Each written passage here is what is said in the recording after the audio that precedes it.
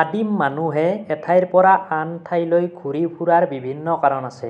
সেই কাৰণবোৰ আজি আমি এই ভিডিঅ'টিত আলোচনা কৰিম। প্ৰথমটো কাৰণ হৈছে বহুদিন একে ঠাইতে কাম কৰাৰ ফলত সেই ঠাইৰ খাদ্য আৰু সামগ্ৰীৰ নাটনি হ'বলৈ ধৰে। গতিকে খাদ্যৰ সন্ধানত তেওঁলোকে এঠাইৰ পৰা আন ঠাইলৈ গৈছিল। দ্বিতীয়তে, গছ-গছনিবোৰ নিৰ্দিষ্ট ঋতুতহে ফুলে আৰু ফলে। সেইবাবে আদিম মানুহে ঋতু অনুযায়ী ফল-মূল বিচাৰি এঠাইৰ পৰা আন ঠাইলৈ ঘূৰি ফুৰিছিল। তৃতীয়তে, জীয়াই থাকিবলৈ প্ৰাণী আৰু মানুহ উভয়কে পানীৰ প্ৰয়োজন।